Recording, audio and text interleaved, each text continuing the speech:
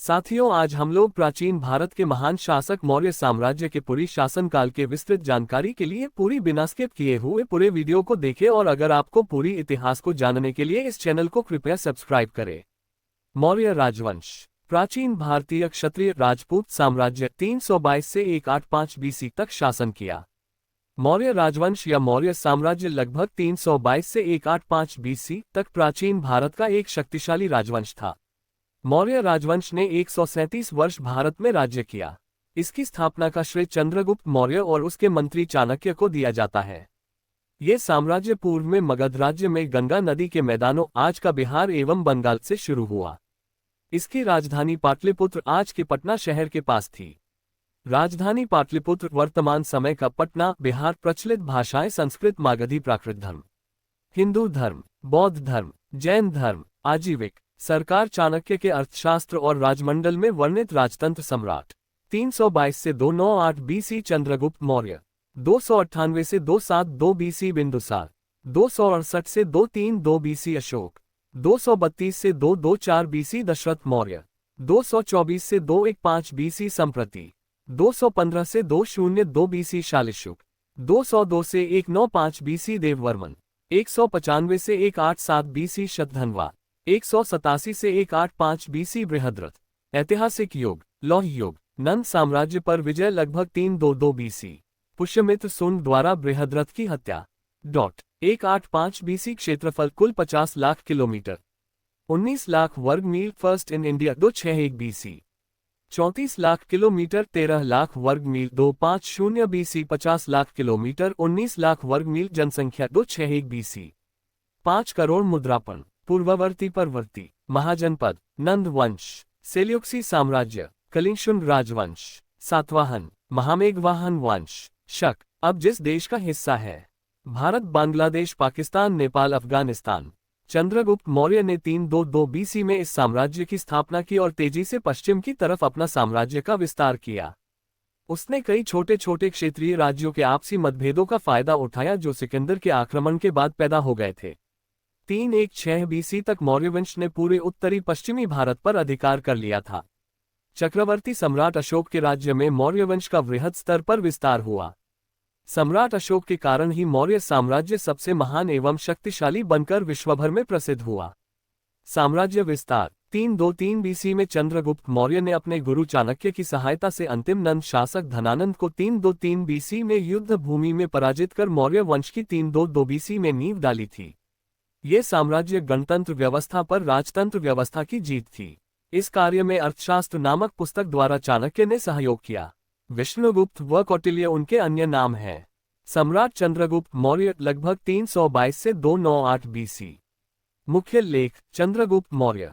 चंद्रगुप्त मौर्य के जन्म वंश के संबंध में जानकारी ब्राह्मण धर्म ग्रंथों, बौद्ध तथा जैन ग्रंथों में मिलती है।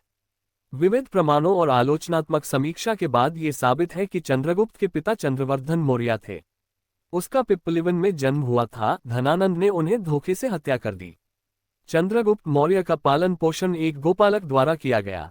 चंद्रगुप्त मौर्य का गोपालक के रूप में ही राजा गुण होने का पता चाणक्य ने कर लिया था तथा उसे 1000 में पण्ड में गोपालक से छुड़वाया। तत्पश्चात तक्षशिला लाकर सभी विद्या में निपुण बनाया। अध्ययन के दौरान ही संभवतः चंद्रगुप्त सिकंदर से मिला था। 323 बीसी में सिकंदर की मृत्यु हो गई तथा उत्तरी सिंधु घाटी में प्रमुख यूनानी क्षत्रप फिलिप द्वितीय की हत्या हो गई। जिस समय चंद्रगुप्त राजा बना था, भारत की राजनीतिक स्थिति बहुत खराब थी। उसने सबसे पहले एक सेना तैयार की और सिकंदर के विरुद्ध युद्ध प्रारंभ किया। 317 बीसी तक उसने संपूर्ण सिंध और पंजाब प्रदेशों पर अधिकार कर लिया। अब चंद्रगुप्त मौर्य सिंध तथा पंजाब का एकच्छत्र शासक हो गया। पंजाब और सिंध विजय के बाद चंद्रगुप्त तथा चाणक्य ने घनानंद का नाश करने हेतु मगध पर आक्रमण कर दिया। युद्ध में चंद्रगुप्त से क्रूर धनानंद मारा गया। अब चंद्रगुप्त भारत के एक विशाल साम्राज्य मगध का शासक बन गया। सिकंदर की मृत्यु के बाद सेल्यूकस उसका उत्तराधिकारी बना। वह सिकंदर द्वारा जीता हुआ भूभाग प्राप्त करने के लिए उत्सुक था। इस उद्देश्य से 305 बीसी उसने भारत पर पुनः चढ़ाई की। चंद्रगुप्त ने पश्चिमोत्तर भारत के यूनानी शासक सेल्यूकस निकेटर को पराजित कर एरिया, हेरात, अराकोसिया, कंधार, जेद्रोसिया, मकरान, बलूचिस्तान, पेरोपेनिसिडाई, काबुल के भूभाग को अधिकृत कर विशाल भारतीय साम्राज्य की स्थापना की। सेल्यूकस ने अपनी पुत्री हेलेना कार्नेलिया का विवाह चंद्रगुप्त से कर दिया। उसने मेगस्थनीज को राजदूत के रूप में चंद्रगुप्त मौर्य के दरबार में नियुक्त किया। चंद्रगुप्त मौर्य ने पश्चिम भारत में सौराष्ट्र तक प्रदेश जीतकर अपने प्रत्यक्ष शासन के अंतर्गत शामिल किया। गिरनार अभिलेख 150 BC के अनुसार इस प्रदेश में पुष्यगुप्त वैश्य सम्राट चंद्रगुप्त मौर्य का राज्यपाल था। इसने सुदर्शन झील का निर्माण किया। दक्षिण में चंद्रगुप्त मौर्य ने उत्तरी कर्नाटक तक विजय प्राप्त की। चंद्रगुप्त मौर्य के विशाल साम्राज्य में काबुल, हेरात, कंधार, बलूचिस्तान, पंजाब, गंगा यमुना का मैदान, बिहार, बंगाल, गुजरात था तथा विंध्य और कश्मीर के भूभाग सम्मिलित थे। लेकिन चंद्रगुप्त मौर्य ने अपना साम्राज्य उत्तर पश्चिम में ईरान से लेकर पूर्व में बंगाल तथा उत्तर में कश्मीर से लेकर दक्षिण में उत्तरी कर्नाटक तक विस्तृत किया था। अंतिम समय में चंद्रगुप्त मौर्य जैन मुनि भद्रबाहु के साथ श्रवण बेलगोला चले गए। 298 BC में समलेखना उपवास द्वारा चंद्रगुप्त मौर्य ने अपना शरीर त्याग दिया। उस समय मगध भारत का सबसे शक्तिशाली राज्य था। मगध पर कब्जा होने के बाद चंद्रगुप्त सत्ता के केंद्र पर काबिज हो चुका था। चंद्रगुप्त ने पश्चिमी तथा दक्षिणी भारत पर विजय अभियान आरंभ किया। इसकी जानकारी अप्रत्यक्ष साक्ष्यों से मिलती है। रुद्रदामन के जूनागढ़ शिलालेख में लिखा है कि सिंचाई के लिए सुदर्शन झील पर एक बांध पुष्यगुप्त द्वारा बनाया गया था। पुष्यगुप्त उस समय अशोक का प्रांतीय राज्यपाल था। पश्चिमोत्तर भारत को यूनानी शासन से मुक्ति दिलाने के बाद उसका ध्यान दक्षिण की तरफ गया। चंद्रगुप्त ने सिकंदर अलेक्जेंडर के सेनापति सेल्यूकस को 305 ईसा पूर्व के आसपास हराया था। ग्रीक विवरण इस विजय का उल्लेख नहीं करते हैं, पर इतना कहते हैं कि चंद्रगुप्त यूनानी स्रोतों में सेंड्रोकोट्स नाम से और सेल्यूकस के बीच एक संधि हुई थी, जिसके अनुसार सेल्यूकस ने कंधार, काबुल, हेरात और बलूचिस्तान के प्रदेश चंद्रगुप्त को दे दिए थे। इसके साथ ही चंद्रगुप्त ने उसे 500 हाथी भेंट किए थे। इतना भी कहा जाता है चंद्रगुप्त ने सेल्यूकस की बेटी कर्नालिया हेलेना से वैवाहिक संबंध स्थापित किया था।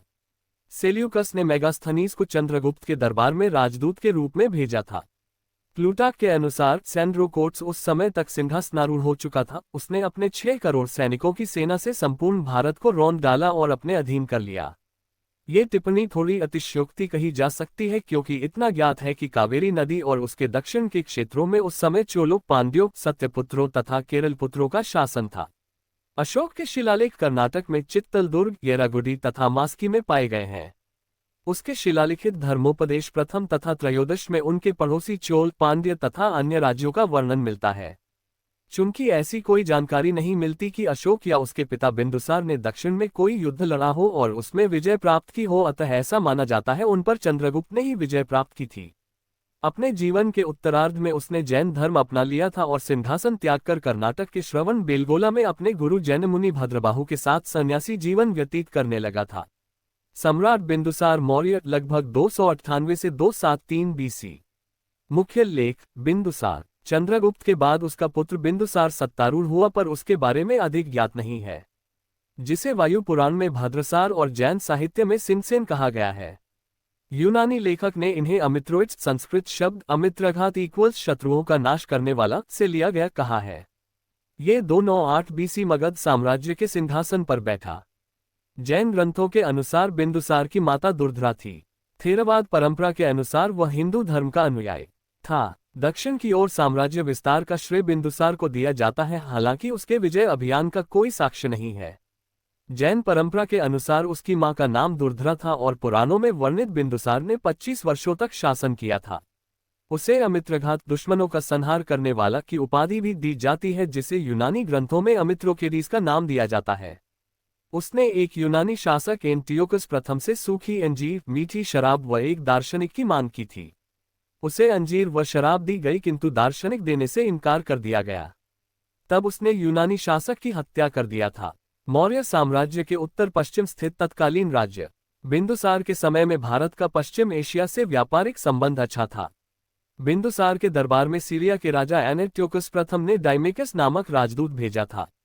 मिस्र के राजा टोलेमी द्वितीय के काल में डायनोसियस नामक राजदूत मौर्य दरबार में बिंदुसार की राज्यसभा में आया था। बिंदुसार के समय में भारत का पश्चिम एशिया से व्यापारिक संबंध अच्छा था। बिंदुसार के दरबार में सीरिया के राजा एनेट्योकस प्रथम ने डाइमेकस नामक राजदूत भेजा था। मिस्र के राजा टोलेमी द्वितीय के काल में डायनोसियस नामक राजदूत मौर्य दरबार में बिंदुसार की राज्यसभा में आया था। दिव्यावदान के अनुसार बिंदुसार के शासनकाल में तक्षशिला में 2 विद्रोह हुए थे, जिनका दमन करने के लिए पहली बार सुसीम, दूसरी बार अशोक को भेजा। प्रशासन के क्षेत्र में बिंदुसार ने अपने पिता का ही अनुसरण किया। प्रति में उपराजा के रूप में कुमार नियुक्त किए। दिव्यादान के अनुसार अशोक अवंती का उपराजा था। बिंदुसार की सभा में 500 सदस्यों वाली मंत्री परिषद थी, जिसका प्रधान खल्लाटक था। बिंदुसार ने 25 वर्षों तक राज्य किया। अंततः 273 बीसी उसकी मृत्यु हो गई। सम्राट अशोक मौर्य लगभग 272 से 236 बीसी। अश्राजगद्दी प्राप्त होने के बाद अशोक को अपनी आंतरिक स्थिति सुदृढ़ करने में 4 वर्ष लगे। इस कारण राज्यारोहण 4 साल बाद 269 बीसी में हुआ था। सम्राट अशोक भारत के ही नहीं बल्कि विश्व के इतिहास के सबसे महान शासकों में से एक हैं। अपने राजकुमार के दिनों में उन्होंने उज्जैन तथा तक्षशिला के विद्रोहों को दबा दिया था, पर कलिंग की लड़ाई उनके जीवन में एक निर्णायक मोड़ साबित हुई और उनका मन युद्ध में हुए नरसंहार से ग्लानि से भर गया। उन्होंने बौद्ध धर्म अपना लिया तथा उसके प्रचार के लिए बहुत कार्य किए। सम्राट अशोक को बौद्ध धर्म में उपगुप्त ने दीक्षित किया था। उन्होंने देवानाम प्रियदर्शी जैसी उपाधि धारण की। सम्राट अशोक के शिलालेख तथा शिलोत्कीर्ण उपदेश भारतीय उपमहाद्वीप में जगह जगह पाए गए हैं। उनने धर्म प्रचार करने के लिए विदेशों में भी अपने प्रचारक भेजे। जिन जिन देशों में प्रचारक भेजे गए उनमें सीरिया तथा पश्चिम एशिया का एंटियोकस थियोस, मिस्र का टोलेमी फिलाडेलिस, मकदूनिया का एंटीगोनस गोनातस, साइरीन का मेगास तथा एपायरस का अलेक्जेंडर शामिल थे। अपने पुत्र महेंद्र और एक बेटी को उन्होंने राजधानी पाटलिपुत्र से श्रीलंका जलमार्ग से रवाना किया। पटना पाटलिपुत्र का ऐतिहासिक महेंद्रू घाट उसी के नाम पर नामकृत है। युद्ध से मन उब जाने के बाद भी सम्राट अशोक ने एक बड़ी सेना को बनाए रखा था। ऐसा विदेशी आक्रमण से साम्राज्य के पतन को रोकने के लिए आवश्यक था। वह 273 बीसी में सिंहासन पर बैठा। अभिलेखों में उसे देवानाप्रिय, देवानाम प्रियदर्शी एवं राजा आदि उपाधियों से संबोधित किया गया है। पुराणों में उसे अशोक वर्धन और चंड अशोक कहा गया है। सिंगली अनुश्रुतियों के अनुसार अशोक ने 99 भाइयों की हत्या करके राजसिंहासन प्राप्त किया था, लेकिन इस उत्तराधिकार के लिए कोई स्वतंत्र प्रमाण प्राप्त नहीं हुआ है।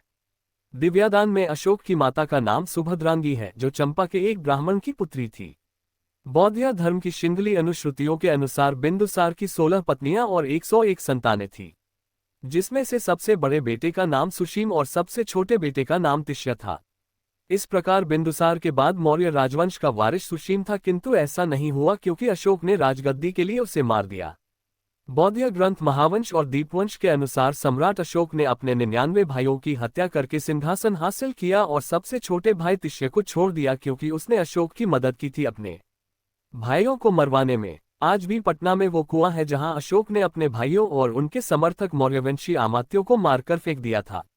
सिंगली अनुश्रुतियों के अनुसार उज्जयिनी जाते समय अशोक विदिशा में रुका, जहां उसने श्रेष्ठी की पुत्री देवी से विवाह किया, जिससे महेंद्र और संघमित्रा का जन्म हुआ। दिव्यादान में उसकी एक पत्नी का नाम तिष्यरक्षिता मिलता है। उसके लेख में केवल उसकी पत्नी का नाम करुणावकी है, जो तीवर की माता थी। बौद्ध परंपरा एवं कथाओं के अनुसार बिंदुसार अशोक को राजा नहीं बनाकर सुसीम को सिंहासन पर बैठाना चाहता था, लेकिन अशोक एवं बड़े भाई सुसीम के बीच युद्ध की चर्चा है।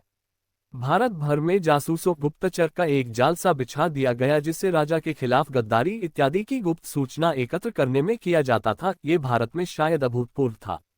एक बार ऐसा हो जाने के बाद उसने चंद्रगुप्त को यूनानी क्षत्रपों को मार भगाने के लिए तैयार किया। इस कार्य में उसे गुप्तचरों के विस्तृत जाल से मदद मिली। मगध के आक्रमण में चाणक्य ने मगध में गृहयुद्ध को उकसाया। उसके गुप्तचरों ने नंद के अधिकारियों को रिश्वत देकर उन्हें अपने पक्ष में कर लिया। इसके बाद नंद शासक ने अपना पद छोड़ दिया और चाणक्य को विजयश्री प्राप्त हुई। नंद को निर्वासित जीवन जीना पड़ा, जिसके बाद उसका क्या हुआ ये अज्ञात है।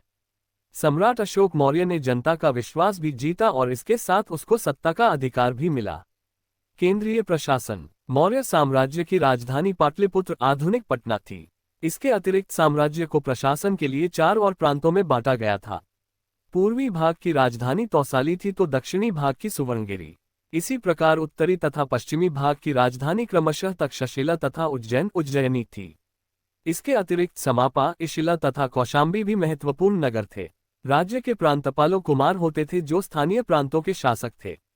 कुमार की मदद के लिए हर प्रांत में एक मंत्री परिषद तथा महामात्य होते थे। प्रांत आगे जिलों में बंटे होते थे।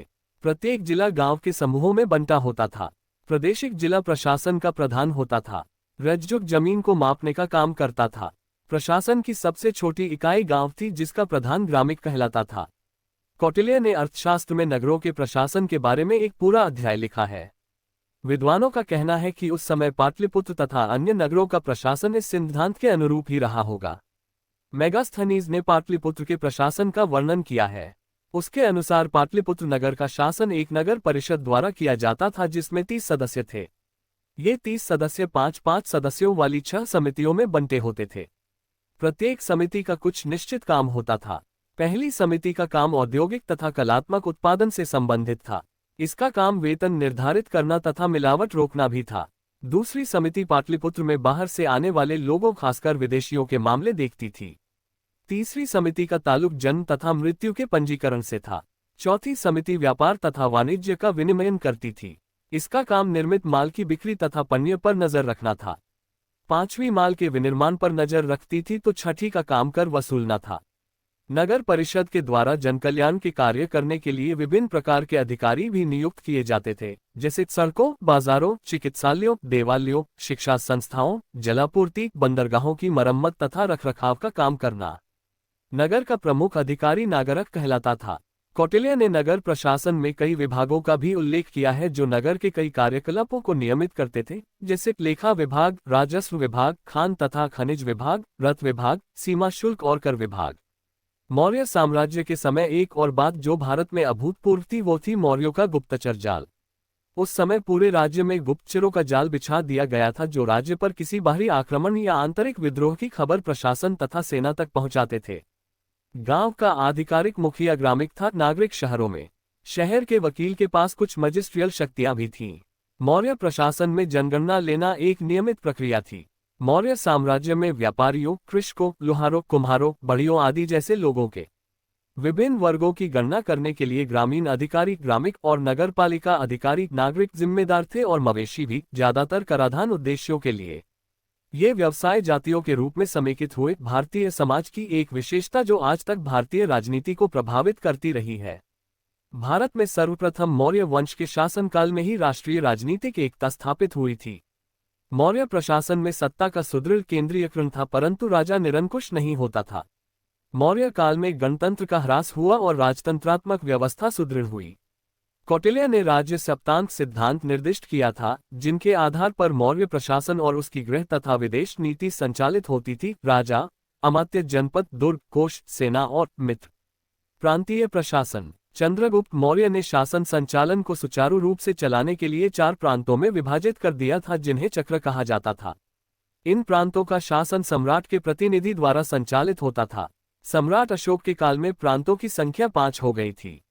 ये प्रांत थे: प्रांत राजधानी प्राची, मध्य देश पाटलिपुत्र, उत्तरापथ तक्षशिला, दक्षिणापथ सुवर्णगिरी, अवंती राष्ट्र उज्जैनी, कलिंग तोसली। प्रांतों चक्रों का प्रशासन राजवंशीय कुमार आर्यपुत्र नामक पदाधिकारियों द्वारा होता था। कुमाराभाष्य की सहायता के लिए प्रत्येक प्रांत में महापात्र नामक अधिकारी होते थे। शीर्ष पर साम्राज्य का केंद्रीय प्रभाग प्रांत आहार विषय में विभक्त था। ग्राम प्रशासन की निम्न निकाय था। 100 ग्राम के समूह को संग्रहण कहा जाता था। आहार विषयपति के अधीन होता था। जिले के प्रशासनिक अधिकारी स्थानिक था। गोप 10 गांव की व्यवस्था करता था। नगर प्रशासन। मेगास्थनीज के अनुसार मौर्य शासन की नगरीय प्रशासन 6 समिति में विभक्त था। प्रथम समिति उद्योग शिल्पों का निरीक्षण करता था। द्वितीय समिति विदेशियों की देखरेख करता है। तृतीय समिति जनगणना। चतुर्थ समिति व्यापार वाणिज्य की व्यवस्था। पंचम समिति विक्रय की व्यवस्था निरीक्षण। षष्ठ समिति कर वसूलने की व्यवस्था। नगर में अनुशासन बनाए रखने के लिए तथा अपराधों पर नियंत्रण रखने हेतु पुलिस व्यवस्था थी, जिसे रक्षित कहा जाता था। यूनानी स्रोतों से ज्ञात होता है कि नगर प्रशासन में 3 प्रकार के अधिकारी होते थे: एग्रोनोइक जिलाधिकारी, एंटिनोमोइक नगर आयुक्त, सैन्य अधिकारी। आर्थिक स्थिति। इतने बड़े साम्राज्य की स्थापना का एक परिणाम ये हुआ कि पूरे साम्राज्य में आर्थिक एकीकरण हुआ। किसानों को स्थानीय रूप से कोई कर नहीं देना पड़ता था, हालांकि इसके बदले उन्हें कड़ाई से पर वाजिब मात्रा में कर केंद्रीय अधिकारियों को देना पड़ता था। उस समय की मुद्रा पण थी। अर्थशास्त्र में इन पणों के वेतनमानों का भी उल्लेख मिलता है। न्यूनतम वेतन 60 पण होता था, जबकि अधिकतम वेतन 48,000 पण था। धार्मिक स्थिति। छठी सदी ईसा पूर्व मौर्यों के उदय के कोई 200 वर्ष पूर्व तक भारत में धार्मिक संप्रदायों का प्रचलन था। ये सभी धर्म किसी न किसी रूप से वैदिक प्रथा से जुड़े थे। छठी सदी ईसा पूर्व में कोई 62 संप्रदायों के अस्तित्व का पता चला है, जिसमें बौद्ध तथा जैन संप्रदाय का उदय कालांतर में अन्य की अपेक्षा अधिक हुआ। मौर्यों के आते आते बौद्ध तथा जैन संप्रदायों का विकास हो चुका था। उधर दक्षिण में शैव तथा वैष्णव संप्रदाय भी विकसित हो रहे थे। चंद्रगुप्त मौर्य ने अपना राज सिंहासन त्याग कर जैन धर्म अपना लिया था। ऐसा कहा जाता है कि चंद्रगुप्त ने अपने गुरु जैन मुनि भद्रबाहु के साथ कर्नाटक के श्रवणबेलगोला में सन्यासी के रूप में रहने लगे थे। इसके बाद के शिलालेखों में भी ऐसा पाया जाता है कि चंद्रगुप्त ने उसी स्थान पर एक सच्चे निष्ठावान जैन की तरह आमरण उपवास करके दम तोड़ा था। वहां पास में ही चंद्रगिरी नाम की पहाड़ी है, जिसका नामकरण शायद चंद्रगुप्त के नाम पर ही किया गया था। अशोक ने कलिंग युद्ध के बाद बौद्ध धर्म को अपना लिया था। बौद्ध धर्म को अपनाने के बाद उसने इसको जीवन में उतारने की भी कोशिश की। उसने शिकार करना और पशुओं की हत्या छोड़ दिया तथा मनुष्यों तथा जानवरों के लिए चिकित्सालयों की स्थापना कराई। उसने ब्राह्मणों तथा विभिन्न धार्मिक पंथों के सन्यासियों को उदारतापूर्वक दान दिया। इसके अलावा उसने आराम गृह एवं धर्मशाला, कुएं तथा बावरियों का भी निर्माण कार्य कराया। उसने धर्म महामात्र नाम के पद वाले अधिकारियों की नियुक्ति की, जिनका काम आम जनता में धर्म का प्रचार करना था। उसने विदेशों में भी अपने प्रचारक दल भेजे। पड़ोसी देशों के अलावा मिस्र, सीरिया, मकदूनिया, यूनान, साइरीन तथा एपाइरस में भी उसने धर्म प्रचारकों को भेजा। हालांकि अशोक ने खुद बौद्ध धर्म अपना लिया था, पर उसने अन्य संप्रदायों के प्रति भी आदर का भाव रखा। सैन्य व्यवस्था 6 समितियों में विभक्त सैन्य विभाग द्वारा निर्दिष्ट थी। प्रत्येक समिति में 5 सैन्य विशेषज्ञ होते थे। पैदल सेना, अश्व सेना, गज सेना, रथ सेना तथा नौसेना की व्यवस्था थी। सैनिक प्रबंध का सर्वोच्च अधिकारी अंतपाल कहलाता था। ये सीमांत क्षेत्रों का भी व्यवस्थापक होता था। मेगस्थनीज के अनुसार चंद्रगुप्त मौर्य की सेना 6 लाख पैदल, 50,000 अश्वारोही, 9,000 हाथी तथा 800 रथों से सुसज्जित अजेय सैनिक थे। मौर्य साम्राज्य का पतन। मौर्य सम्राट की मृत्यु 237 से 236 बीसी के उपरांत लगभग 2 सदियों 322 से 185 बीसी से चले आ रहे शक्तिशाली मौर्य साम्राज्य का विघटन होने लगा। अंतिम मौर्य सम्राट बृहद्रथ की हत्या उसके सेनापति पुष्यमित्र शुंग ने कर दी। इससे मौर्य साम्राज्य समाप्त हो गया। पतन के कारण अयोग्य एवं निर्बल उत्तराधिकारी, प्रशासन का अत्यधिक केंद्रीयकरण, राष्ट्रीय चेतना का अभाव, आर्थिक एवं सांस्कृतिक असमानताएं, प्रांतीय शासकों के अत्याचार, करों की अधिकता, अशोक की धम्म नीति, अमात्यों के अत्याचार, अयोग्य तथा निर्बल उत्तराधिकारी। अशोक ने पहले ही अपने भाइयों को मार दिया था, इसीलिए उसे ऐसे लोगों को अपने राज्यों सामंत बनना पड़ा जो मौर्यवंशी नहीं थे। परिणाम स्वरूप अशोक की मृत्यु के बाद विद्रोह करके स्वतंत्र हो गए और अशोक ने बौद्ध धर्म को अपनाने के बाद अपने दिग्विजय नीति, चारों दिशाओं में विजय, को धम्मविजय नीति में बदल दिया, जिसके परिणाम स्वरूप मौर्यवंशी शासकों ने अपना कभी भी राज्य विस्तार करने की कोशिश नहीं की, राज्य स्थापित कर लिया। तारानाथ के विवरण से पता चलता है कि वीरसेन ने गंधार प्रदेश में स्वतंत्र राज्य की स्थापना कर ली। कालिदास के मालविकाग्निमित्र के अनुसार विदर्भ भी एक स्वतंत्र राज्य हो गया था। परवर्ती मौर्य शासकों में कोई भी इतना सक्षम नहीं था कि वह समस्त राज्यों को एक छत्र शासन व्यवस्था के अंतर्गत संगठित करता। विभाजन की इस स्थिति में यवनों का सामना संगठित रूप से नहीं हो सका और साम्राज्य का पतन अवश्यंभावी था। शासन का अतिकेंद्रीकरण। मौर्य प्रशासन में सभी महत्वपूर्ण कार्य राजा के नियंत्रण में होते थे। उसे वरिष्ठ पदाधिकारियों की नियुक्ति का सर्वोच्च अधिकार प्राप्त था। ऐसे में अशोक की मृत्यु के पश्चात उसके निर्बल उत्तराधिकारियों के काल में केंद्रीय नियंत्रण से सही से कार्य नहीं हो सका और राजकीय व्यवस्था चरमरा गई। आर्थिक संकट। अशोक ने बौद्ध धर्म अपनाने के बाद 84,000 स्तूप बनवाकर राजकोष खाली कर दिया और इन स्तूपों को बनवाने के लिए प्रजा पर कर बढ़ा दिया गया और इन स्तूपों की देखभाल के खर्च का बोझ सामान्य प्रजा पर पड़ा। अशोक की धम्म नीति। अशोक की अहिंसक नीतियों के कारण मौर्यवंश का साम्राज्य खंडित हो गया और उसे रोकने के लिए वो कुछ कर भी नहीं पाए। उदाहरण के तौर पर आप कश्मीर के सामंत जलोग को ले सकते हैं, जिसने अशोक के बौद्ध बनने के कारण कश्मीर को अलग राष्ट्र घोषित कर दिया, क्योंकि वो शैव धर्म, जो केवल शिव को आदि अनंत परमेश्वर मानते हो, का अनुयायी था और बौद्ध धर्म को पसंद नहीं करता था। ये बात भी बिल्कुल सही है कि अगर आचार्य चाणक्य की जगह कोई बौद्ध भिक्षु चंद्रगुप्त मौर्य का गुरु होता तो वो उनको अहिंसा का मार्ग बताता और मौर्य वंश की स्थापना भी ना हो पाती। मौर्यों का कुल और वंशज। चंद्रगुप्त पुराणों और धर्मग्रंथों के अनुसार क्षत्रिय मौर्य कुल में उत्पन्न हुए थे। मुद्राराक्षस नामक संस्कृत नाटक चंद्रगुप्त को वृष कहता है।